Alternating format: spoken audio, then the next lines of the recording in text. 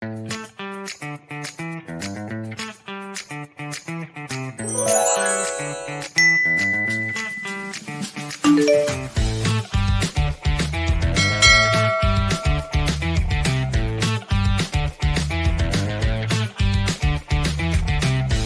good evening everyone. Tapos ako mag-dinner. Kayo dyan, kumusta naman? Tapos na ba kayo mag-dinner?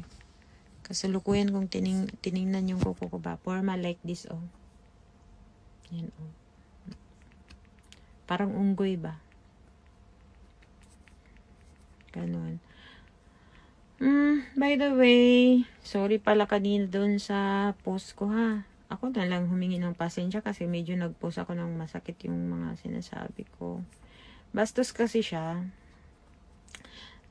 Parang, sa bagay, hindi lang siguro ako sanay ng mga, bardagulan ba? Hindi masanay kasi ako talaga, sa social media talaga. Talagang ginawa lang naman to para doon sa, ayun nga, dati, online selling, diba? Kasi ang dami ko nga damit na hindi ginagamit. Ganon.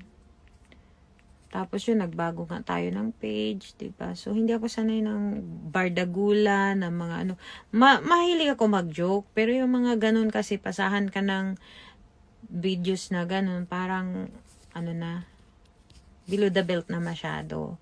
Kasi ang akin, hindi ko kayo pinipilit na magpalo yung parang ganun.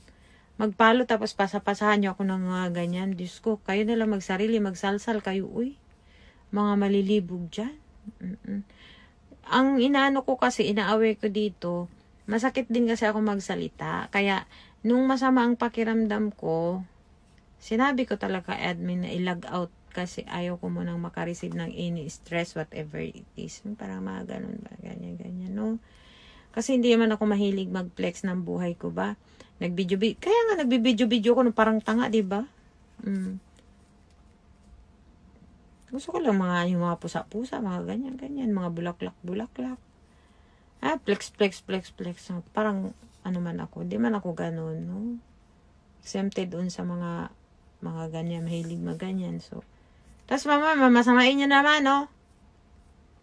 Ako to, buhay ko to, ha? Hindi ko sinasabi yung buhay niyo. Hindi ko pinapatama kung sino man yan. Wala man akong pinapatama. Wala man ako kaaway sa buhay. Na paano man?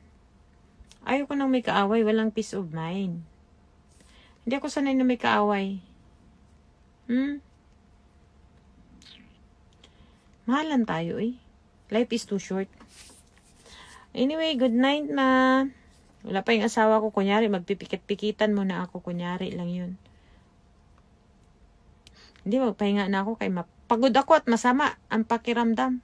Malakas regla. Paano ba, Virgil, may regla? Ha? Okay, bye. See you all.